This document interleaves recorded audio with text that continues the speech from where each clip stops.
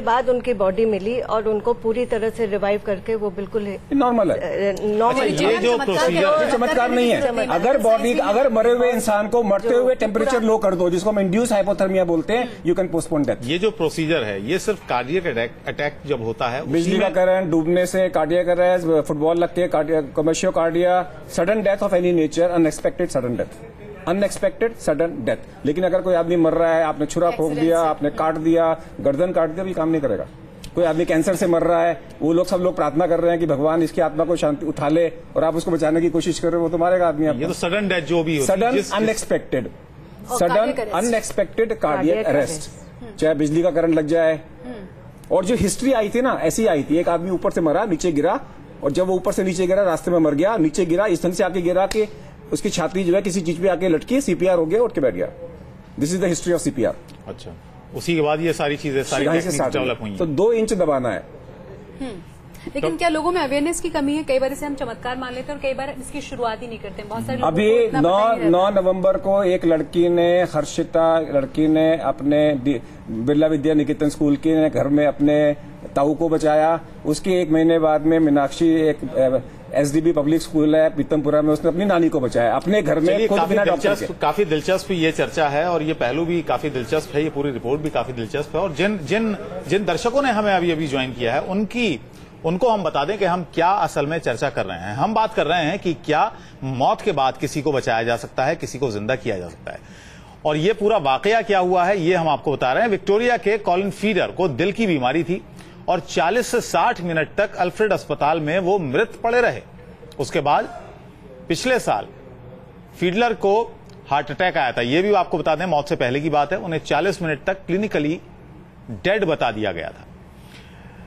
उसके बाद एक ऐसा चमत्कार हुआ कि वो खुद ये बयान देने में सक्षम हुए कि उन्होंने कहा कि मैं इतना भाग्यशाली हूं कि बता नहीं सकता, बयान नहीं कर सकता, लफ्ज मेरे पास नहीं है। अब तक 7 मरीजों का इसी तरह इलाज हो चुका है कि वो 40 से 60 मिनट तक मृत पड़े रहे और उसके बाद उनमें एक नई जिंदगी आ गई, एक नई सांस उनमें आ गई।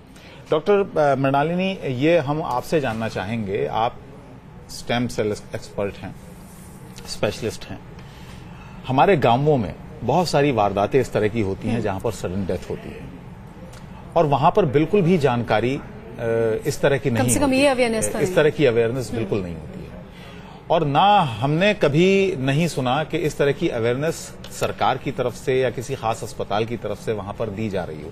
जबकि अगर इस तरीके की अवेयरनेस फैलाई जाए तो बहुत सारी जिंदगियां बचाई जा सकती हैं, बहुत सारी जो असल में मौतें हो जाती हैं उनको कम किया जा सकता है। ये बिल्कुल आप सही कह रहे हैं और इसकी बहुत ज़रूरत है कि हम चप्पे चप्पे में इस मैसेज को फैलाएं कि सीपीआर अगर सही ढंग से किया जाता है और जैसा डॉक्टर साहब बता रहे हैं within 10 minutes sudden cardiac arrest के शुरू कर दिया जाता है। सीपीआर की फुल फॉर्म क्या है?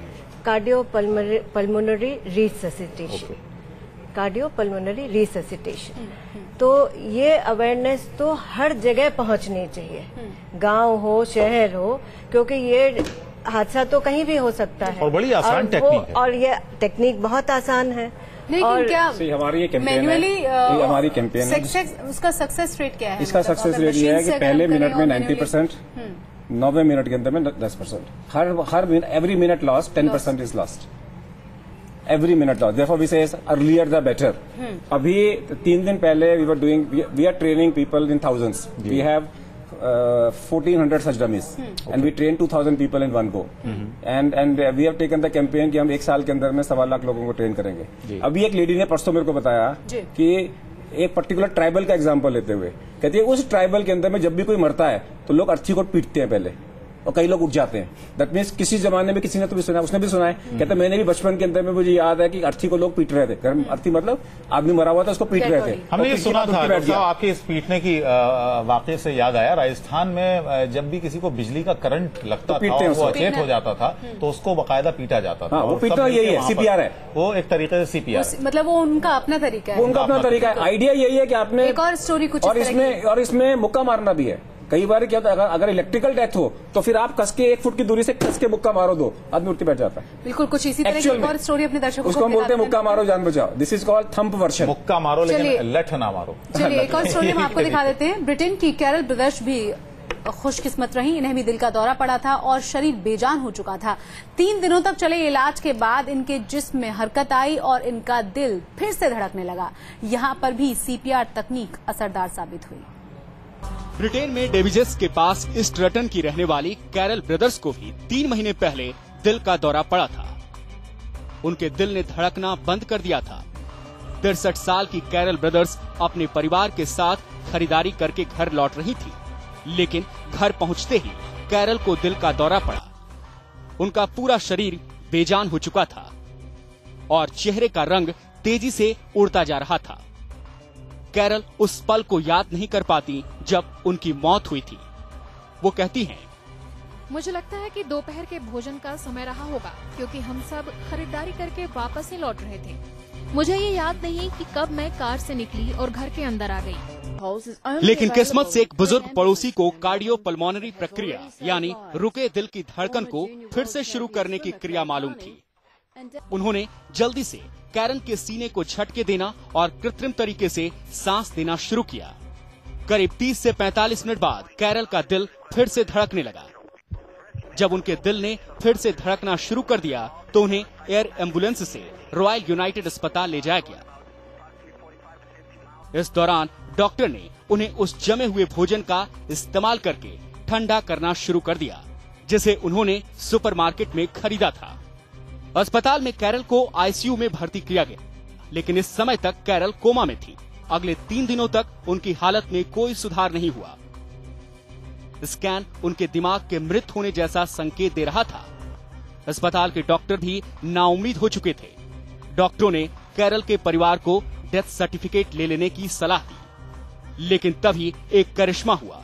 अस्पताल की नर्स ने कैरल के चेहरे को साफ करने के लिए जैसे ही पानी डाला, कैरल ने आंखें खोल दी और वो चारों ओर देखने लगी।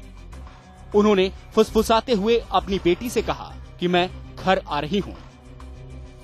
आखिरकार किस्मत और डॉक्टरों की कोशिश ने कैरल का साथ दिया और अब वो अपने परिवार के साथ हैं। Team news nation. Doctor Mrinalini, ये भी आपने जी बोला है कि कृत्रिम सांस लेना जरूरी है, वो जरूरी नहीं है। पहले हम करते थे ABC, open the airway, B for breathing, C for circulation. आपको माउथ टू माउथ ब्रीदिंग देने की जरूरत नहीं है। That message should not go. The only message for public is कि अगर किसी को कार्डियक अरेस्ट हो जाए, यानी कि सांस चलना बंद हो जाए, रिस्पॉन्स ना हो, तो आप उसकी छाती को कंप्रेस करो, 2 इंच करना चालू कर दो and call for the doctor. ये माउथ टू माउथ जो नहीं करना, not required unless there is drowning, not required. Only this is called hands only CPR 10। Hands only, सिर्फ हाथों से करना है और आपने इसकी छाती को दबाना है। और जैसे ही कार्डियक अरेस्ट हो, सांस चलना बंद हो जाए, आप CPR करना चालू कर दो and call for the doctor and let the doctor decide what to do. लोग क्या करते हैं कि वो 10 मिनट वेस्ट कर देते हैं फोन करने में, अस्पताल में ले जाने के लिए। नहीं, call the doctor, call the ambulance at home and continue CPR। अगर आपने मरते ही CPR चालू कर दिया, फिर हम उसको मरने नहीं देंगे, चाहे 40 मिनट के बाद में भी जिंदा करना पड़े। अच्छा, लेकिन अगर आपने शुरू का टाइम वेस्ट कर दिया, तो ये वेस्टर्न स्टडीज है, यहाँ पे CPR might have started with in a minute. एक बार CPR स्टार्ट हो गया और हम लोग पहुंच गए, फिर हम मरने नहीं देंगे। लेकिन जो डिले है शुरू का, वो मारता है। जो आप डॉक्टर का नंबर ढूंढ रहे हो, संभावनाएं घटती रहती हैं। हाँ, वो वक्त के साथ साथ वो दिक्कत। डॉक्टर साहब, आप कुछ कह रहे थे? मैं यहाँ पे ये बताना चाहूंगी कि जैसे डॉक्टर साहब ने बताया कि ठंडा करने से जी शरीर का जो मेटाबॉलिक फंक्शन है वो कम हो जाता है और वो टाइम देता है हमें कि पेशेंट को हम आगे रिवाइव कर सकें। इसी तकनीकी को हमने अपनाया है, जिसको बोलते हैं cryo preservation of stem cells. Stem cells जो होते हैं, ये कोशिकाएं होती हैं जो लिविंग कंडीशन में इस तकनीकी को अपना के हम ठंडा करते हैं और उस टेम्परेचर पे ले जाते हैं जहां पे ऑलमोस्ट इनका जो मेटाबॉलिक फंक्शन है वो रुक जाता है। और उस स्टेट में हम इसको सालों सालों तक बहुत ठंडे टेम्परेचर्स -196 डिग्री सेंटीग्रेड पर कई सालों तक रख सकते हैं।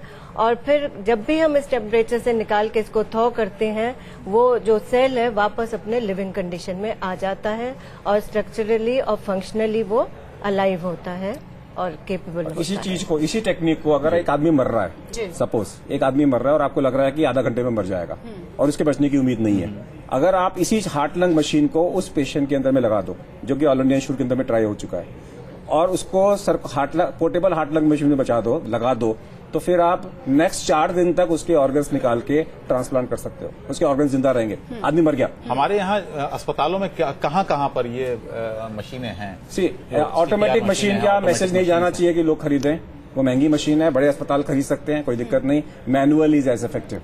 पोर्टेबल हार्ट लंग मशीन हर उस अस्पताल में जिसके पास में बाईपास करने की टेक्निक है, उनके पास में है। इसका इस्तेमाल ओटी से बाहर अब लोग कह रहे हैं कि इसका करना चाहिए। ये अब लोगों को करना चाहिए, ओटी से बाहर भी इसको करना चाहिए, ताकि आम यूज में इसको लाना चाहिए। एक छोटा सा ये बता रहे हैं डॉक्टर मृणालिनी। एक मैसेज मैं यही कहना चाहूंगी कि अब हम रीडिफाइन कर रहे हैं सीपीआर को इस ऑस्ट्रेलियन स्टडी के बाद, और शरीर को ठंडा करने की टेक्निक भी हम लोगों को उसके ऊपर भी अब रिसर्च करना चाहिए, अपार्ट फ्रॉम सीपीआर को मॉडिफाई करने के अलावा।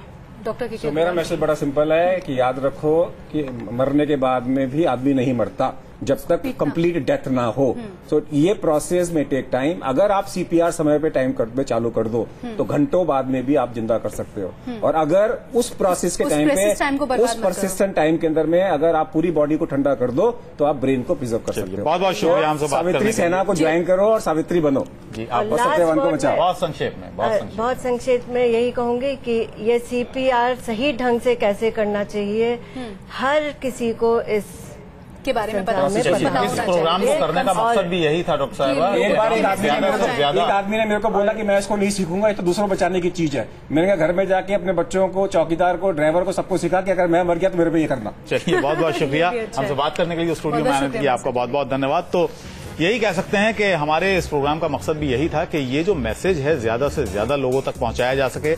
अब बारी आपकी है कि आप भी जिन लोगों से मिलें उनको ये तकनीक ज्यादा से ज्यादा आगे तक पहुंचाएं। तो इस बुलेटिन में फिलहाल इतना ही।